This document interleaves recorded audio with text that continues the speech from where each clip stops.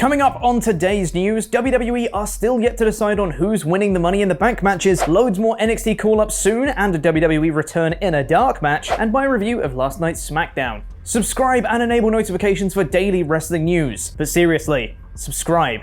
Otherwise the intangibles will blow up Terry the cat. Do you want that? Do you want to see us blow up a cat? No? Then subscribe. Subscribe. Subscribe. Subscribe. Support WrestleTalk! It's Money in the Bank tomorrow, with a live audience in attendance, and expectations are pretty high. We've heard for months that WWE have been saving some big plans for when crowds return, and now they're back, so it should be a pretty big show on Sunday, and the following week to set up programs for SummerSlam. Interestingly though, according to Ringside News, WWE are still yet to decide on winners for the Money in the Bank matches, with the eventual Mr. and Mrs. Money in the Bank still being discussed. The show's 24 hours away, guys. You should probably get on that. Perhaps WWE were waiting to gauge crowd reactions for people on SmackDown before deciding on a winner, or more likely, they're just leaving it last minute because they can. This does mean it's probably going to be quite the surprising show though, because if WWE don't even know who's going to win, then how could the fans? Who would you have win the Money in the Bank briefcases? Let me know in the comments because I'll be replying to people from out of nowhere for the first 30 minutes after this video goes live. WWE continued its recent trend of dark matches featuring people they will most likely call up soon from NXT, and there were a lot of them, but there was also a very interesting name that appeared too. For the first time since 2011, Davey Boy Smith Jr. wrestled in WWE in a dark match, tagging with NXT star Austin Theory. Davey Boy's return to WWE has been rumored for quite a while, and since his release in 2011, he's wrestled for companies such as MLW, Pro Wrestling Noah, and New Japan Pro Wrestling. And of course, there were a slew of NXT stars backstage at SmackDown and in dark matches too, as Zion Quinn, the former Daniel Vidot, posted a photo of him and Odyssey Jones backstage in Houston in their ring gear. PW Insider then reported that Xia Li, Austin Theory, and Aaliyah were also backstage. Theory, as previously mentioned, ended up tagging with Davey Boy Smith Jr., and Aaliyah was reportedly part of a trade that saw Mandy Rose return to NXT this week. So perhaps we could be seeing some of these names appearing on WWE main roster shows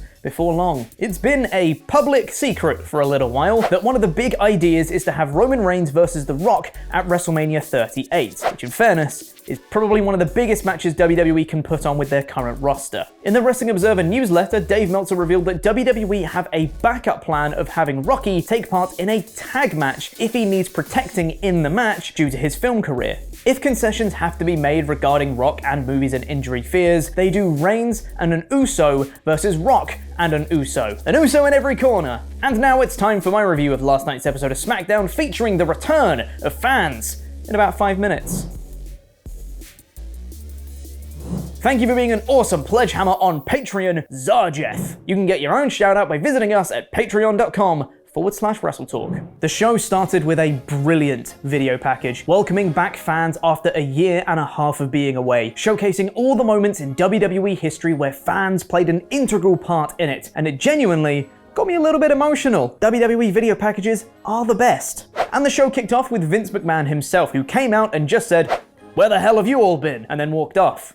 Great start. And the opening contest of the night was Roman Reigns and the Usos versus Edge and the Mysterios. And my God, hearing the pops for everyone was so bloody refreshing. I had a massive smile on my face as everyone made their entrances here, and the match itself was also very fun, which ended with Jey Uso getting the roll-up win on Dominic Mysterio, which to me was a surprising result. I would have thought this would have been a good time to have the tag champions win here, maybe by pinning Jimmy, as we already had the announcement that it was going to be the Mysterios versus the Usos on the Money in the Bank pre-show, where I presume the Usos will win. After the match, Edge goes for the crossface featuring the chair leg again, and this time Roman taps out as Edge has it applied. Aside from the soft tap out that Roman did for Daniel Bryan, this is the first time Roman has tapped, and it's a big deal. They really showcased the possibility of Edge winning on this show and did a great job building that match tomorrow. Seth Rollins interrupted an Edge promo backstage to continue their tension ahead of their reported SummerSlam match, saying he wants to finish what he started 7 years ago. After this, Sami Zayn came out and cut a great promo saying he's being excluded from Money in the Bank and get some lovely heel heat from the crowd before the surprise return of Finn Balor. The Prince is back. I still don't know what the prinks means. This was fine. Finn came out and beat up Sammy a bit, hitting his big moves before celebrating doing his main roster pose, you know, the woo thing, rather than his NXT gun hands thing. This feels like main roster Finn is back and he'll most likely be picking up right where he left off, which is to say an undercarder that loses a lot. Shotzi and Nox faced Natalya and Tamina, again, in a non-title match, and they won. Again. Liv Morgan and Zelina Vega were on commentary for this match and they were genuinely harder to listen to than Michael Cole, and that's saying something. Just non-stop bickering and talking over each other. It was not enjoyable, to say the least. Including the great line of Liv Morgan saying Zelina Vega had the longest vacation in WWE history. She was fired, Liv! Jesus Christ! Natalya and Tamina weren't happy about the distraction of Vega and Morgan brawling, which cost them the match, so they tried to beat them up, but Morgan stood tall to end the segment. Good for her. Carmella faced Bianca Belair for the SmackDown Women's Championship next in a match that was given a fair amount of time and was a decent showcase for both women. Also, I really hate the new AR stuff WWE are doing. I just think it looks bad. Belair won in the exact way which I'd have booked it, which is to say with her hair, followed by a KOD for the win. A fun match, and I still have no idea why this was moved from Money in the Bank to here. We got confirmation that Toni Storm will be debuting on SmackDown next week. Good. And after a backstage segment that saw Otis beat up Cesaro, we got a match between the two. And as they started to make their entrances, I thought, this is a weird matchup. Oh, they've totally done it so Cesaro can swing Otis and get a big crowd pop from it, right? I was wrong. The match lasted about a minute before Gable interfered and caused a DQ for seemingly no reason, but Cesaro then beat up Gable and got a bit of a swing in before Otis came back in and beat up Cesaro, hitting the Vader bomb to leave him laying. It's not the choice I would have made, and this doesn't exactly bode well for Cesaro's continued main event status, does it? Hey, but at least he said bonehead in his backstage promo. That popped me.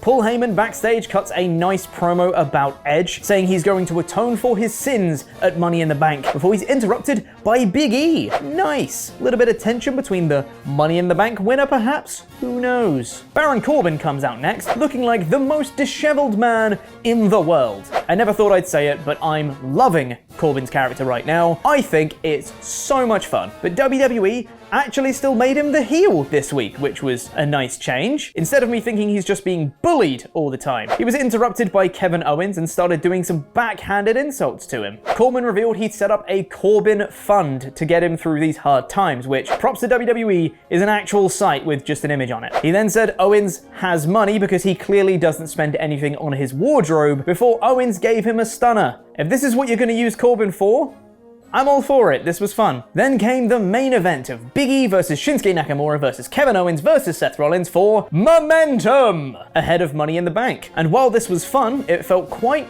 rushed and like there was another 10 minutes of match that they just didn't get to. After a fun spot where Owens did a big elbow drop to Nakamura through the commentary table off a ladder, Rollins did a stomp to Big E in the ring on a ladder and pinned him for the win. The show went off the air with Rollins holding the briefcase atop the ladder, which I thought was an odd choice of main event when the expectations of this show were so high. I would have either main evented with the Roman 6-man tag because, you know, main eventing is what Roman does, and him tapping out to Edge's submission would have been given an even greater spotlight, or I'd have given this four-way more time to shine so it felt like a proper huge main event. Regardless, that was the show. Let me know what you thought in the comments and by voting on our poll and a poll match on our community page on YouTube, where 79% of you voted for. God, it was nice hearing people react to things again. And yes, it was. It was lovely to hear a crowd again. However, this was a good show, but the content was mostly the same as what we've experienced in the Thunderdome. The crowd simply elevated it a bit more. The shine of the crowd and the excitement of hearing reactions again will fade in a couple of weeks. So I'm really hoping WWE has got some big plans for tomorrow's show and for the following week. Overall though, this show gets a smacktastic 4 out of 5. We decided if we're going to try to climb the ladder, we're going to try and charge up the ladder. And if people don't get there, then we're going to try and fiddle with the top. And if people don't get there, they're just going to win, okay? And it's going to be their fault. So that was our idea because you've seen people like slowly climb. Yes, for Lars and I, we will climb slower than some of the lads, but we're like, listen, if you can get up to the top of the ladder fast, do it. And it's up to us to stop you.